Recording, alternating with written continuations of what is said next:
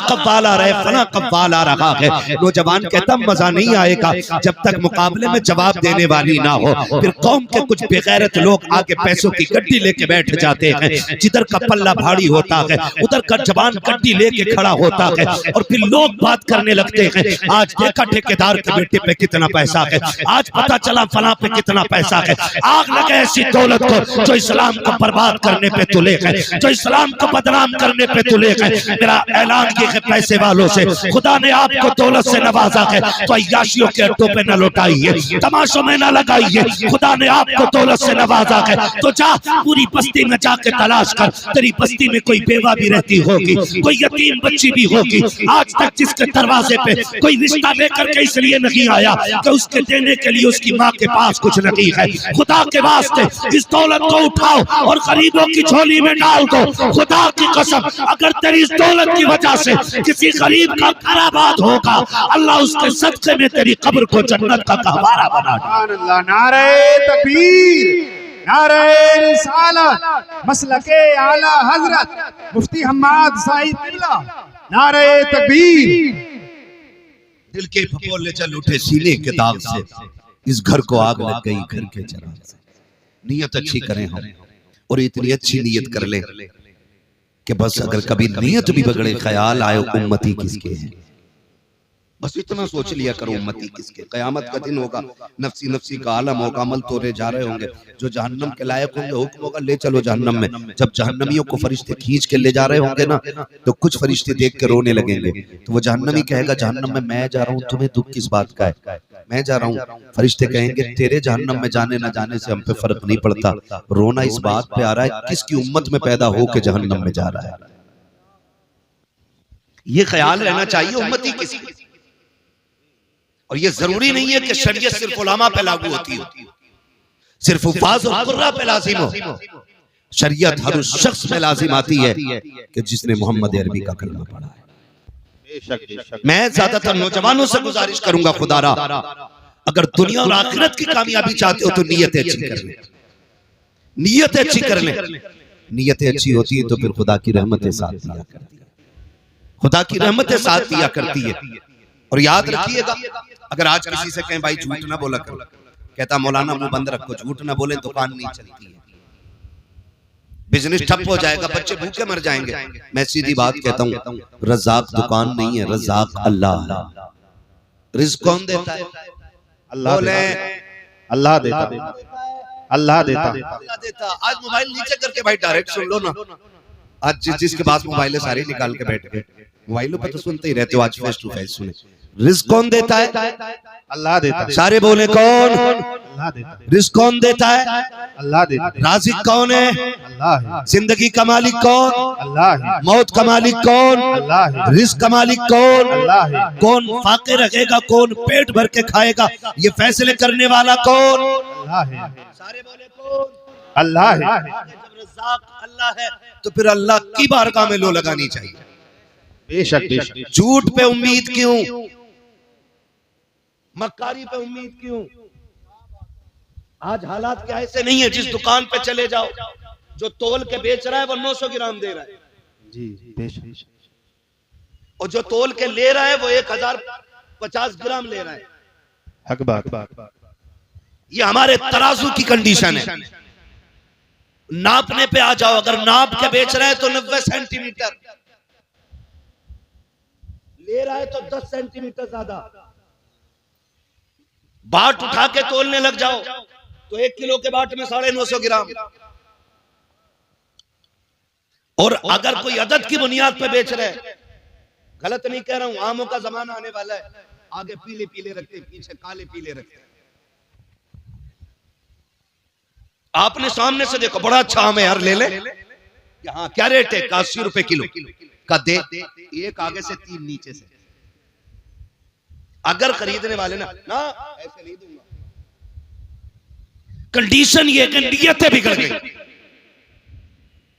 मुझे एक बात बताओ, मैं फिर खुल के ये बात कहना चाहता हूं, आज 1 बीघे में क्या क्विंटल अनाज हो रहा है? बोले 3 क्विंटल 4 क्विंटल तक गेहूं लोग ले रहे हैं। ये कंडीशन है आज। चावल किसानी से ताल्लुक रखने वाले लोग हैं यार, डर क्यों रहे हो? धान क्या क्विंटल बीघे तक का हो जाता है? 3 क्विंटल 4 क्विंटल 5 क्विंटल तक हाथ उठाए, शुक्र है किसी ने 10 का नहीं उठाया है, वरना लोग सारी पहुंच जाते। बीज का नाम हमें भी बताते, ठीक है ना? 4 क्विंटल तक आज फसल ले रहे हैं। एक दौर वो था कि 3 बीघे में 1 क्विंटल नहीं निकलता था। हक बात। ये सफेद बालों वाले लोग बैठे ये बताएंगे कि जब 3 बीघे में 1 क्विंटल निकलता था तब किसी को फाके की शिकायत नहीं थी, तब किसी को तंगदस्ती का एहसास नहीं था। आज 4 क्विंटल बीघा निकल रहा है, जिससे भी मिलो दुआ करो हालात अच्छे नहीं है, दुआ करो हालात अच्छे नहीं है। आखिर हुआ क्या कि जब हमारी खेतियों के अंदर 1 क्विंटल 3 बीघे में होता था हम सुकून से रहा करते थे। जब से 4 क्विंटल बीघा होने लगा के हमारे घरों से सुकून क्यों उजड़ता जा रहा है? हमें कोई सुकून क्यों नहीं मिल रहा है? खुदा के वास्ते कभी गौर करना, वो लोग गरीब जरूर होते थे लेकिन नीयत के सच्चे लोग होते थे। किसी के 1 रुपए नहीं लाखों रुपए पे नीयतें खराब नहीं करते थे। पहले का दौर इतना खूबसूरत था कि सोना भी पड़ा होता था तो किसी की नीयत खराब नहीं होती थी। आज कंडीशन ये है मस्जिद में 100 का नोट गिर जाए फिर ढूंढने पे नहीं मिला करता है। आज मस्जिदें सलामत नहीं है, उनके दरवाजे सलामत नहीं है। आज की कंडीशन ये है अगर कोई ठंडे पानी का इंतजाम करते, गिलास रखते हैं, हर दूसरे दिन गायब हो जाता है। मजबूरी के तहत जंजीर से बांध के रखना पड़ता है।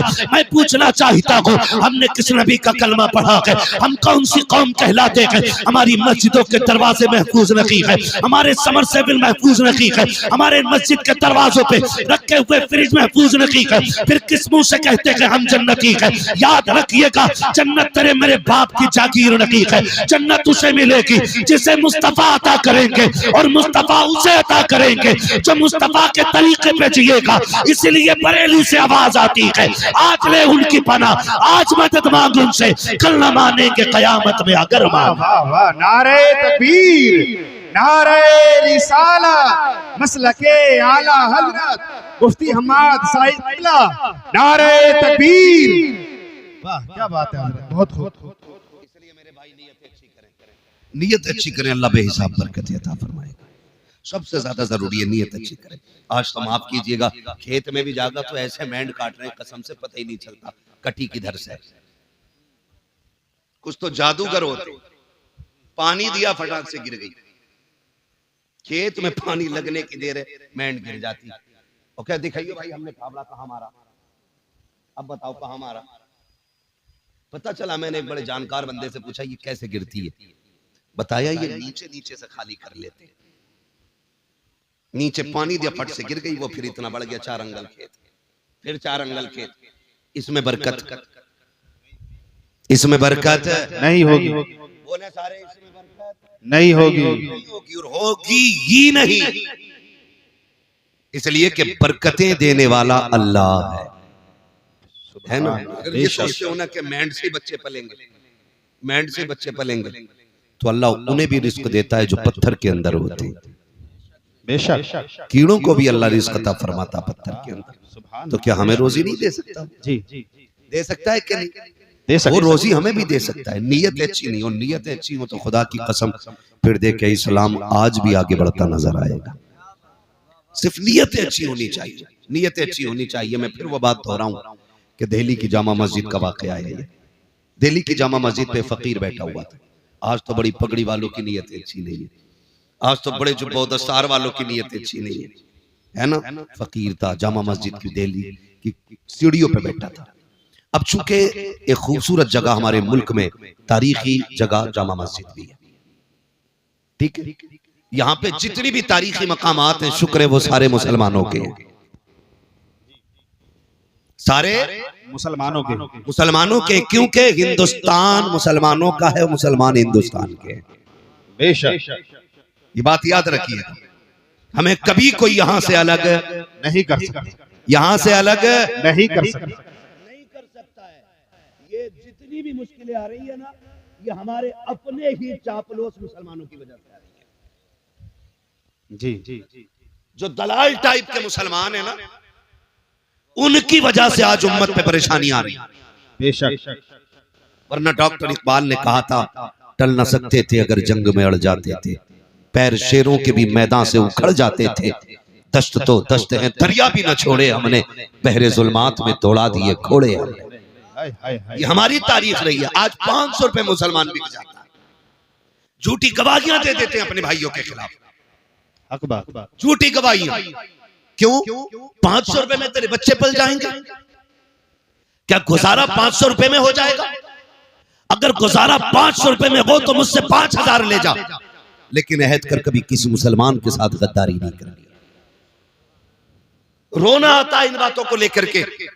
आज हम किस मकाम पे खड़े हैं? आज हमारे मज़ारों की कंडीशन ये है, डीजे डांस तमाशे सारे हो रहे हैं, उम्मत की बेटियों की आबरू लूटी जा रही है, लेकिन मज़ार के सज्जाद खान को गैरत नहीं आ रही है। उनको तमाशे चाहिए, उनको वहां पर कव्वालियां और ढोलक चाहिए। मैं पूछना चाहता हूँ, कव्वालियों के नाम पे पैसों में आग लगाने वालों, कितनी बेटियों को आज कॉलेज के आगे नकाब उतरवा करके उनकी बेआबरू, उनकी इज्जतों के सौदे हो गए। कितनी बेटियों को एग्जाम हॉल में नहीं जाने दिया जाता क्योंकि वो नकाब के अंदर है। कितनी बेटियों को स्कूल के दरवाजे से लौटा दिया गया क्योंकि वो गैरत वाली बेटी बन करके गई है। हमारी कौम के अंदर तमाशे देखने वाले भी हैं, कव्वालियों पर नाच देखने वाले भी हैं, लेकिन आज तक किसी को ख्याल नहीं आया है कि इन बेटियों की लुटती हुई आबरूओं को कैसे बचाया जाए, इनके पर्दों की हिफाजत कैसी की जाए। खुदा के वास्ते बंद करो ये तमाशे। जितने पैसे तमाशे पे लगाते हो, उन पैसों को उठा करके बच्चियों के लिए किसी स्कूल का निर्माण करो, किसी कॉलेज का आप वजूद कायम करो, ताकि हमारी बेटियां गैर के दरवाजों की मोहताज ना रखे। ऐसे स्कूल बना दो कि जहां पढ़ने वाली भी गैरत वाली बेटी हो और पढ़ाने वाली भी मोहम्मद अरबी के दर की कली।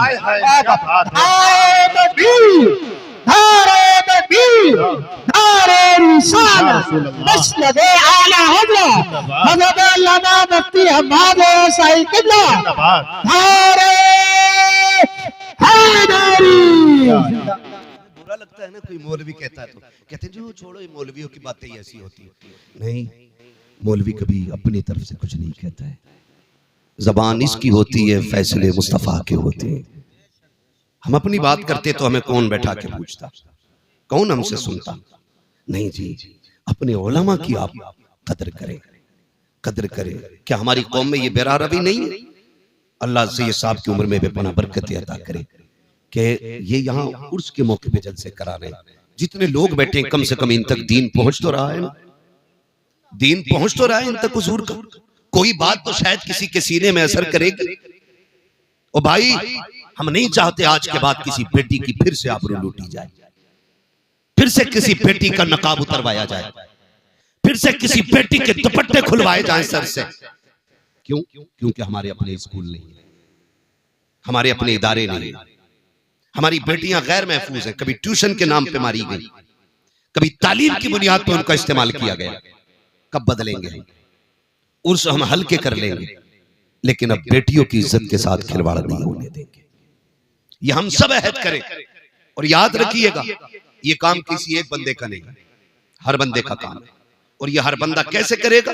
क्योंकि एक और भी भूख है हमारे अंदर कि साहब मैं बड़ा बन जाऊं, अध्यक्ष मैं रहूं, खजांची मैं रहूं, सेक्रेटरी मैं रहूं। कुछ नहीं, हम कुछ नहीं, हम सारे हुजूर के दीन के नौकर बने। यहां हमें कोई सिला नहीं चाहिए। और ये जुर्रतें, ये अखलाक हुजूर के सहाबा में था, हुजूर के सहाबा में था। कैसा अखलाक था आप जानते हैं?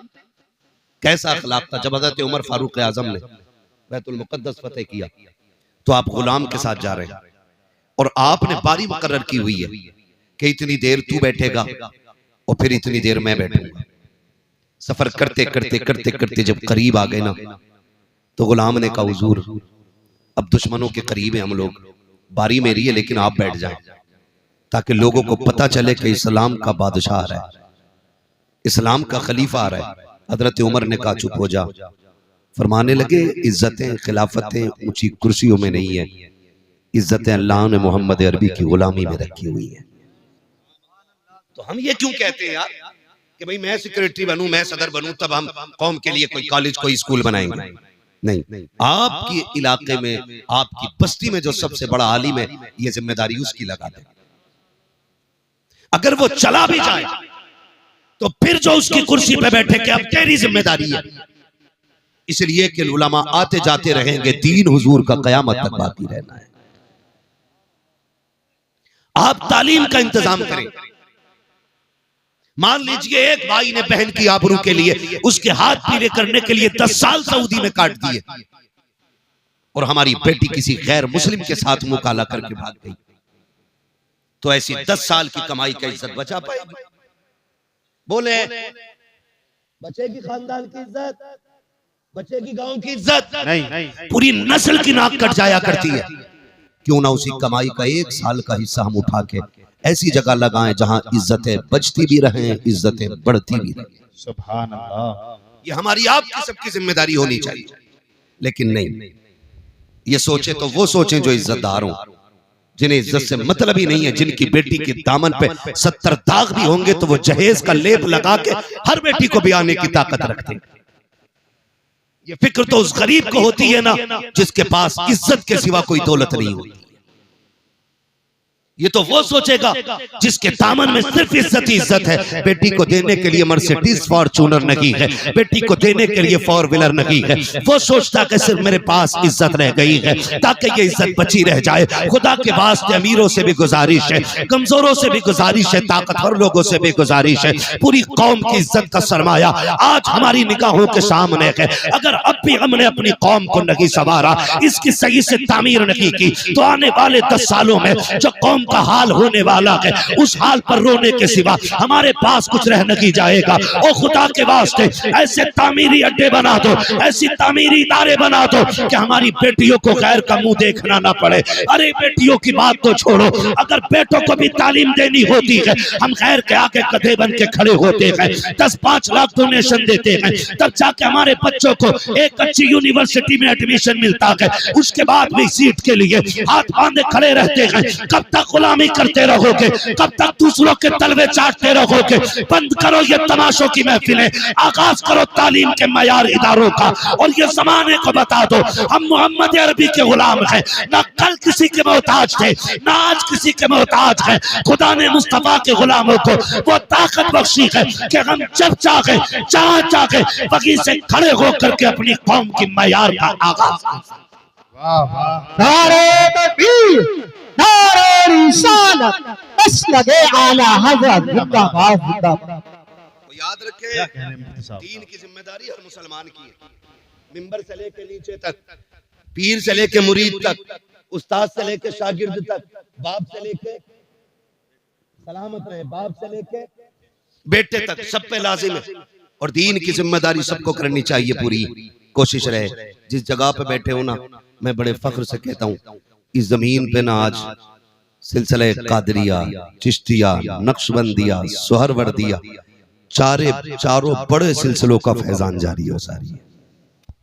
जिस जमीन पे आज बैठे हो ये चारों बड़े सिलसिले आज यहाँ एक संगम बना हुआ है।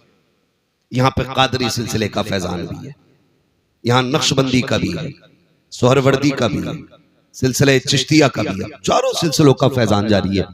मैं आपसे एक बात कहूं, आप अगर तारीख पढ़े ना, तारीख में बहुत बड़ा नाम सरकार मुजद्दिद अल-फैसानी का नाम है।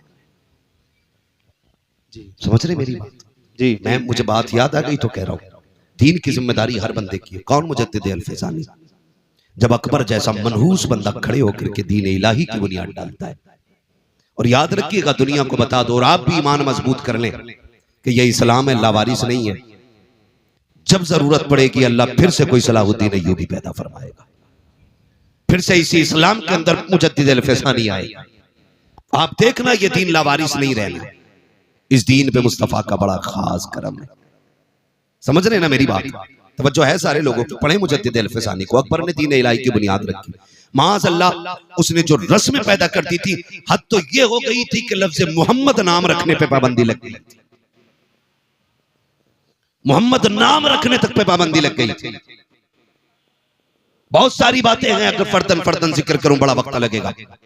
उस पुरफतन दौर में अल्लाह ने मुजद्दिद अल-फैसानी को पैदा फरमाया। जब किसी में जरूरत नहीं थी अकबर की आंखों में आंखें डालने की, तब मुजद्दिद अल-फैसानी ने आंखों में आंखें डाल के कहा था, खबरदार अपना मनहूस नजरिया उठा ले, इस जमीन के ऊपर अगर लगेगा तो मोहम्मद अरबी का दीन बाकी रहेगा, मोहम्मद अरबी का दीन बाकी रहेगा। ये मुजद्दिद अल-फैसानी ने नजरिया पेश किया। और जब आपने ये सख्ती पेश की ये सख्ती पेश की मुजद्दिद अल-फ़सानी ने। अकबर से कहा तेरा नहीं यहाँ हुजूर का दीन बाकी रहना। और फिर दुनिया ने देखा, अकबर गया, जहांगीर आया, अल्लाह अकबर, फिर वही नजरिए और वो उसको बढ़ाना चाहता था।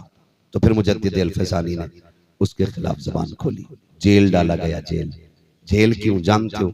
अकबर के दौरे खिलाफत में सजदे ताज़ीमी को उसने जायज कर दिया था, जबकि दीन में सजदे ताज़ीमी हराम है। ठीक है जी, इस उम्मत में सजदे ताज़ीमी बोले हैं हराम है। आज जो पीर सजदे करवाते हैं ये खुल्लम खुल्ला हराम कर रहे हैं। और अगर इबादत का नजरिया हो तो फिर कुफ्र है। तो उसने सजदे ताज़ीमी की इजाजत दे रखी थी। मुजद्दिद अल-फ़सानी ने कहा नहीं हो सकता है, हम सजदा सिर्फ अल्लाह को करते हैं, बेशक बाकी किसी को सजदा नहीं करते। उसने कहा यार इसका एक बार सर झुक जाए, थोड़ा ही झुकवा दो, फिर कौम के लिए दलील बन जाएगा कि मुजद्दिद अल-फ़सानी ने सजदा कर लिया। मैं बताऊं एक तरकीब, कहा उसने कहा चौखट छोटी कर दो। जब आएंगे ना शेख अहमद फारूक सरहंदी तो फिर गर्दन झुका के आएंगे और इतना ही काफी हो जाएगा। लेकिन दीवाने की नजरों को जहां देख रहा है, दीवाना खुदा जाने कहां देख रहा है। चौखट छोटी कर दी गई। मुजद्दिद अल-फ़सानी समझ गए कि ये चौखट छोटी क्यों हुई है। अल्लाह वाले भी अल्लाह वाले होते, लोग पहले सर बढ़ाते तो झुकना पड़ता, आपने पहले पैर बढ़ाए, सर सीधा रखा, अंदर आ गए। उसने देखा लो सर फिर भी नहीं झुका, उसे आया गुस्सा, उसने कहा जेल में डाल दो। किधर डाल दो? जेल में। इधर जेल में। आज लोग कहते हैं ना सच की बात न करना जेल हो जाएगी। क्या करेंगे? पकड़े जाएंगे। मुजद्दिद अल-फ़सानी ने कहा मंजूर है, जेल में डाला गया, लेकिन अल्लाह वाला जहां बैठ जाता है, वो कहा था ना किसी ने, अली वाले जहां बैठे वही जन्नत सजा बैठे। जेल के अंदर गए, जाकर के आपने वहां दीन की तबलीग शुरू की है। तो कैदियों से लेकर के सिपाहियों तक, सिपाहियों से लेकर जेलर तक सारे आपके मुरीदी के हल्के में आ जाते हैं, सारे आपके पीछे दस्तबस्ता खड़े हो जाते हैं। आपकी ये शान व शौकत देखी है। एक दिन जहांगीर की बेटी के ख्वाब में मुस्तफा जाने रहमत तशरीफ ले आते हैं। जब उसने ख्वाब में देखा सरकार आए हुए हैं, लेकिन आका करीम नाराज है। जहांगीर की बेटी ने कहा था सरकार नाराज क्यों है? कहा राजी कैसे हो जाऊं, मेरा बेटा तुम्हारी जेल के अंदर कैद है और मुझसे रजामंदी की उम्मीद रखते हो। उसने बेटी ने उठ के सुबह बाप से कहा बादशाह वक्त सुन ले, रात मैंने मुस्तफा को ख्वाब में देखा है, आका का चेहरा उतरा हुआ था, सरकार गुस्से में थे और कह रहे थे मेरे बेटे को कैद में डाला है, इसलिए मैं तुमसे नाराज हूँ। का खैरियत चाहते हो तो जल्दी से उसको कैद से आजाद किया जाए। जब ये खबर बादशाह ने हजरत मुजद्दिद अल-फ़सानी को पहुंचाई कि हम तुम्हें आजाद करना चाहते हैं, बाहर निकल आओ। अब अल्लाह वाले भी अल्लाह वाले होते हैं। आज के कैदी को खबर मिल जाए कि तुम आजाद कर दिए गए हो, कूदता हुआ दौड़ता है, फटाफट भागता है कि लो जी आजादी मिल गई है। मगर वाह मेरे मुजद्दिद, तेरे हौसले को सलाम, तेरी अज़मत और रिफ़त को सलाम। बादशाह के वक्त कह रहा है तुम्हें आजाद कर दिया गया है, लेकिन मुजद्दिद अल-फ़सानी ने कहा था ना ना ना ना, मुझे आजादी नहीं चाहिए। कहा फिर? कहा मेरी कुछ शर्तें हैं। कहा कौन सी शर्तें हैं? कहा पहली शर्त तो ये है कि जितने लोगों को तुमने हक बोलने की बुनियाद पे जेल में डाला है, मुझसे पहले उन्हें आजाद करना पड़ेगा, पहले उनको आजाद किया जाए। मेरी दूसरी शर्त ये है कि जो अकबर ने दीन इलाही की बुनियाद रखी है, उस बुनियाद को उखाड़ करके दीन मुहम्मदी को कायम करना पड़ेगा। बादशाह परेशान हो गया। उसने कहा इसके अलावा कहा ये शर्तें पूरी करो तब मुझे आजादी चाहिए, वरना मैं नहीं आ सकता। उधर जहांगीर के सामने मुस्तफा का चेहरा भी था, इधर बादशाह के वक्त के सामने मुजद्दिद अल-फ़सानी की शर्तें थी। उसको झुकना पड़ा और ये कहना पड़ा।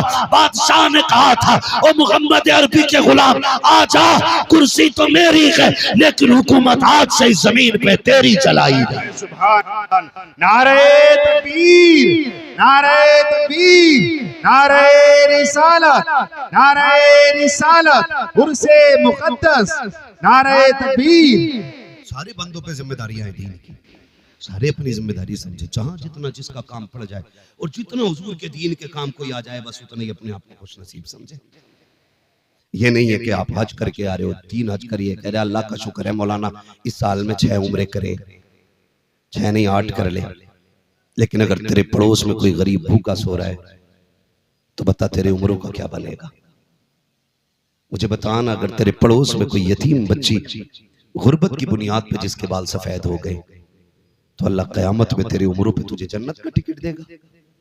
तुझसे पूछा नहीं जाएगा तेरे पड़ोस में एक बच्ची बूढ़ी हो गई थी, बाप नहीं था, यतीम थी, तो बताओ हिसाब कैसे बनना है।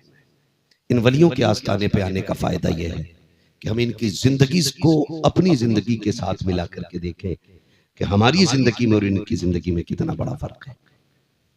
मजार सबके नहीं बनते, मजार उनके बना करते हैं जो रब रसूल के मोहब्बत में दुनिया से बेपरवाह हो जाते हैं, जो अल्लाह और उसके रसूल के हो जाते हैं। मजार उनके बना करते हैं, मजार उनके बना करते हैं। नौजवान मेरे सामने बैठे हैं, गुजारिश है मेरी आपसे, रवैये अच्छे कर लें, हुजूर के दीन की मदद करें और जितना जिससे हो सके हुजूर के दीन के साथ खड़ा हो।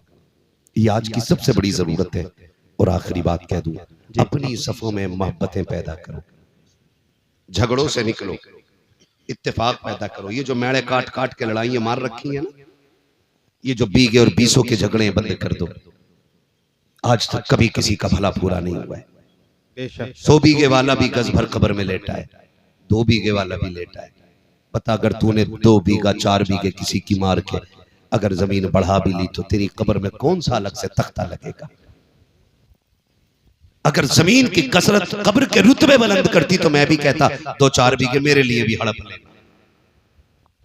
लेकिन नहीं जानते हुए नाम वरबे निशान कैसे कैसे, जमी खा गई आसमां कैसे कैसे, बड़े बड़े कब्रिस्तान में लेटे। अगर ये नशा ना उतरता हो ना दौलत का तो कभी कब्रें जाके देखो टूटी पड़ी है। फाथा तो बड़ी बात है, कोई मिट्टी डालने तक नहीं आ रहा है। कई कब्रों के तख्ते दिख रहे और कई कब्रों में हड्डियां नजर आती हैं। कभी कब्रिस्तान जाओ, क्या वो हमारी तरह नहीं थे? क्या उनके जमीन पे घर नहीं थे? क्या वो जायदादों के वारिस नहीं थे? क्या उनके पास जमीन और पैसे नहीं थे? सब था, लेकिन कब तक? जब तक सांस नहीं रुकी है। जिस दिन सांसों की माला टूटी और सांसें मोती बन के हवा में बिखर गई ना, समझ लेना फिर उसके बाद कुछ नहीं रह जाएगा। खाली हाथ आए थे, खाली हाथ जाएंगे, खाली हाथ जाएंगे। तो फिर नियत ये करो, दौलत भले कम हो लेकिन नेकी ज्यादा होनी चाहिए। करेंगे इंशाल्लाह। दौलत भले कम हो लेकिन नेकी ज्यादा रखिएगा। और अपनी कोशिश ये करें कि मुआशरे को बेहतर करें, बहन बेटियों को पर्दा सिखाएं, मुस्तफा की शरीयत की पाबंदी सिखाएं। फरमाया गया या अय्युहल्लज़ीना आमनु दुखुलू फिस्सिल्मी काफ़ा, ईमान वालों पूरे पूरे इस्लाम में दाखिल हो जाओ। हमारा ज़ाहिर और बातिन इस्लाम जैसा होना चाहिए, मोहम्मद अरबी के जैसा होना चाहिए। तुम नहीं जानते, कुरान कहता है लतुसअलुन्ना यौमा इज़िन अनिन नईम, क़यामत के दिन एक एक नेकी के बारे में पूछा जाएगा। चल मैंने तुझे गाड़ी दी थी, बता इसका काम दीन में कितना लगाया तूने। मैंने तुझे साइकिल दी थी, इससे दीन का कितना काम किया तूने। मैंने तुझे बंगला दिया था, मैंने तुझे इमारतें दी थी, मैंने तुझे करोड़पति बनाया था, बता क्या किया तूने दीन के लिए।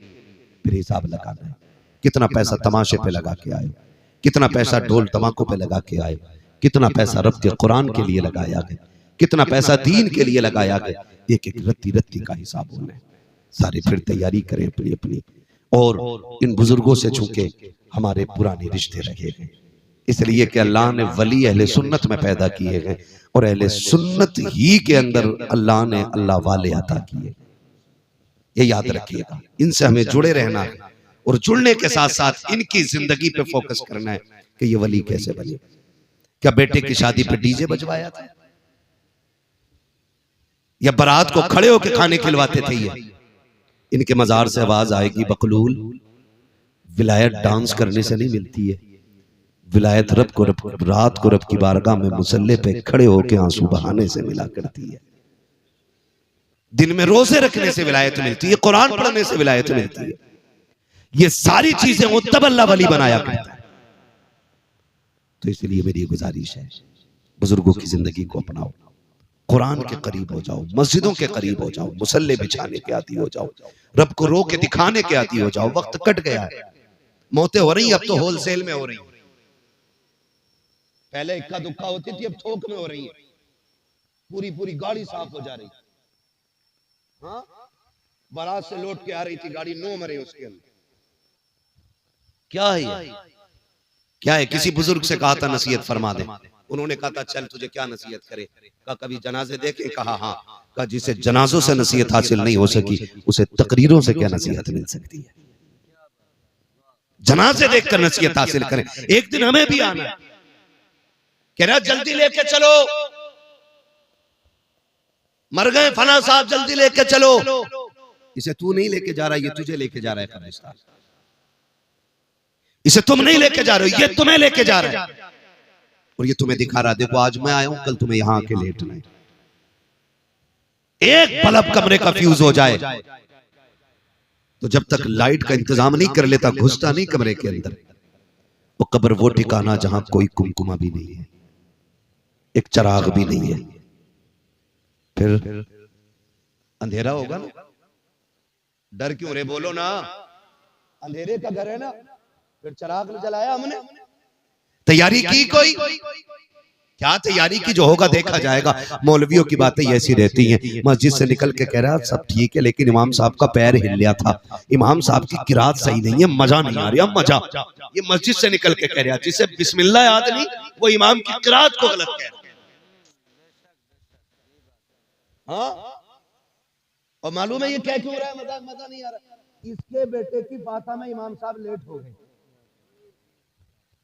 इसलिए झगड़ा निकाल के कह रहा है नहीं नहीं इमाम साहब की किरात अच्छी नहीं है। अगर इससे पकड़ के पूछ लो ना दुआए कुनूत सुना तो कह रहा पता नहीं जी दुआए कुनूत होती क्या है। अगर इससे पूछो ना उम्मत किसकी है तो कह रहा भूरों के मोहल्ले में रह रहा हूँ, इसे उम्मत तक की तमीज नहीं है। उलमा पे उंगलियां उठाने वालों, हाथ जोड़ के तुमसे कहता हूँ खुदारा अपने उलमा का एहतराम करना, अपने इम्मा के खिलाफ मत जाना। जो कौम अपने रहनुमा के खिलाफ जाया करती है उसकी दुनिया भी बर्बाद कर दी जाती है, आखिरत भी बर्बाद कर दी जाती है। तैयारी पूरी है, जो होगा देखा जाएगा। कब्र के सवाल जानते हो कितने सवाल होने कब्र में, कितने? इनकी उंगली देख के ना बताओ, हो सकता है मैं इनके इशारे से इत्तेफाक न रखता हूं। कितने सवालों ने? 3 होने। तैयारी तो फिर पक्की हो गई होगी। हाँ बहुत अच्छे। कह रहा मौलाना हम यहाँ उर्दू बोलते हैं, कब्र में अरबी कैसे बोलेंगे? मैंने कहा यहीं सीख ले मेरे भाई, अल्लाह की तौफीक से अल्लाह जब आसानी फरमाएगा तो सब समझने लग जाएंगे, सब समझने। मगर बहरहाल तैयारी भी करनी है, तैयारी भी करनी है। इंतकाल होते हैं, मैयत होती है तो लड़का खड़े होकर कह रहा है हमारे अब्बा पे किसी का कर्जा हो तो माफ कर दियो, और लड़के को भी बता 3 बीघे हमारे अब्बा मेरी बेईमानी की जोत रहे।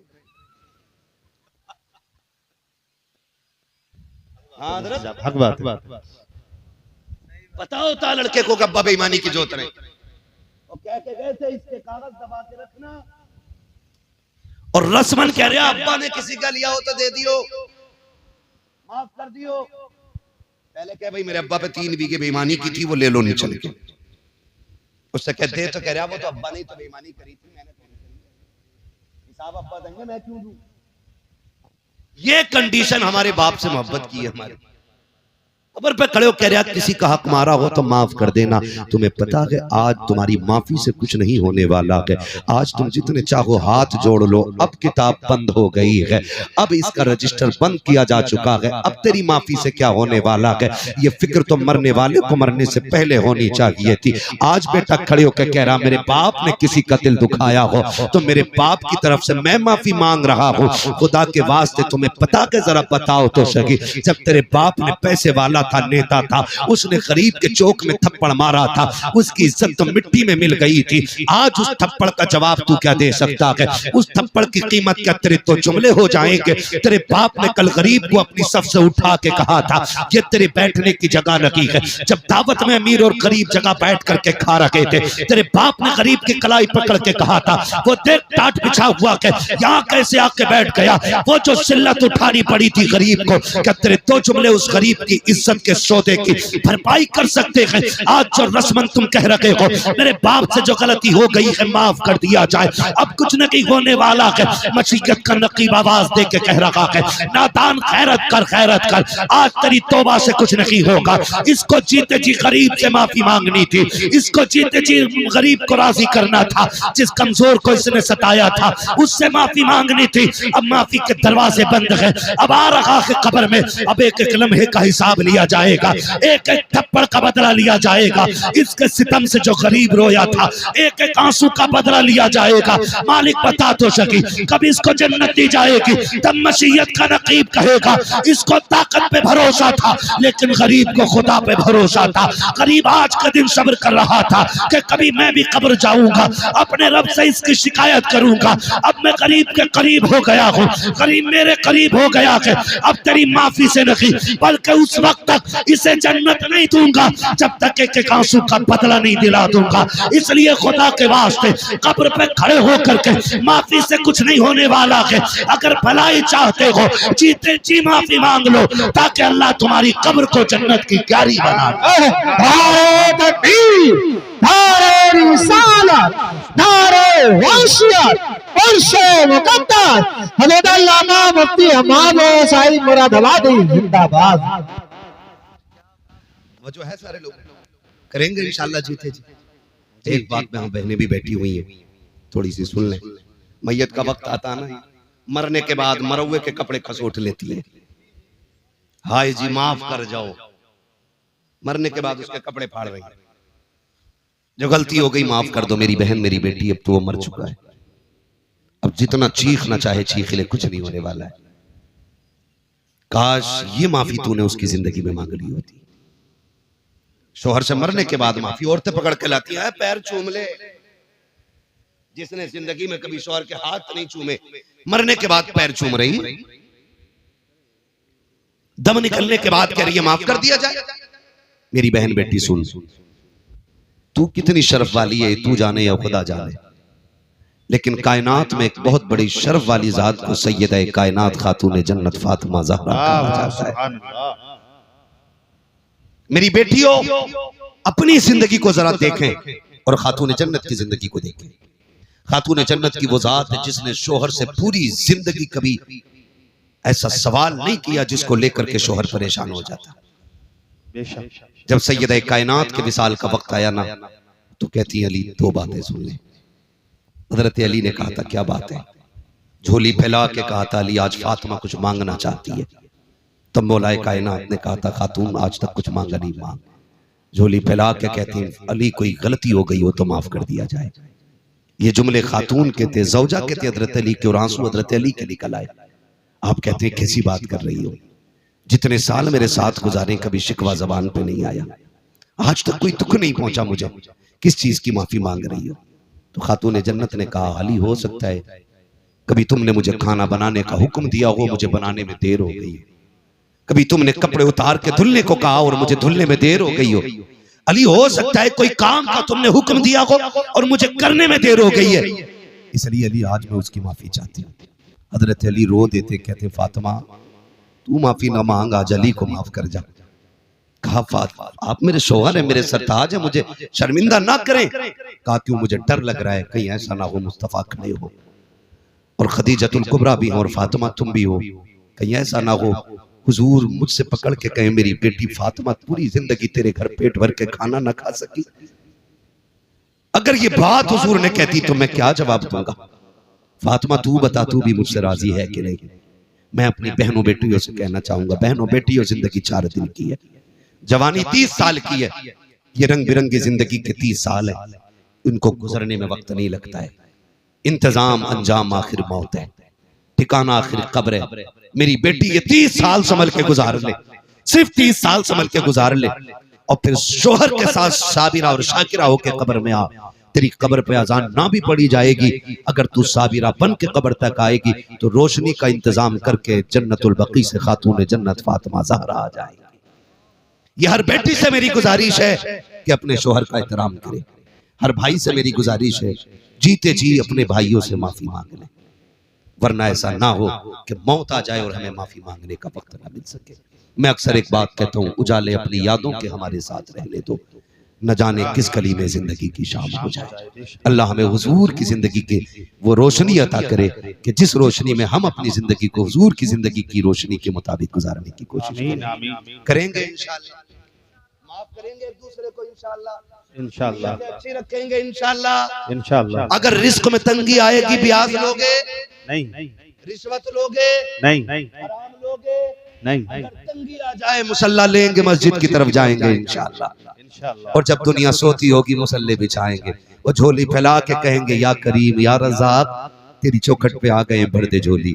खुदा की कसम एक बार मांगोगे अल्लाह 7 पुश्तों के रिस्क का इंतजाम। सुभान अल्लाह, बेशक फरमाया गया या अय्युहल्लज़ीना आमनु दुखुलू फिस्सिल्मि काफ़ा, ईमान वालों पूरे पूरे इस्लाम में दाखिल हो जाओ। अल्लाह हमारी नस्लों को मसलक आला हज़रत की रोशनी में जिंदगी गुजारने की तौफीक अता फरमाए और हमें हमारे बुजुर्गों के फयूज़ व बरक़ात से माला माल फरमाए। हम अपने मज़ारों पर इसी तरह उर्स करें कि महफिलें इनकी हों, तज़किरे मदीने वाले मुस्तफ़ा के होने चाहिए। ऐसी ही खूबसूरत महफिलें सजाएं और जो लोग भी ऐसी महफिलों में जाते हैं जहाँ पे तमाशे हों, ढोलक हों, वो रातें बर्बाद करके आते हैं, जिंदगी तबाह करके आते हैं। अल्लाह हमारे नौजवानों को अक्ल सलीम अता फरमाए और हमारे मज़ारों के सज्जादगान को इसी तरह की समझ और इसी तरह की सूझबूझ अता करे कि उनके मज़ारों पे दुनिया भी तमाशे नहीं, मदीने वाले के जिक्र की महफिलें सजती रहे। बस जो हुए अगलात उनको माफ फरमाए रब्बे कायनात। जिंदगी ने दिया साथ, फिर होगी मुलाकात, चमन रहा फूल खिलेंगे, जिंदगी रही फिर मिलेंगे, मुसाफिर हम भी मुसाफिर हो तुम भी, किसी मोड़ पर फिर मुलाकात होगी। सारे लोग कलमा शरीफ पढ़ लीजिए, ला इलाहा, और जोर से ला इलाहा इल्लल्लाह।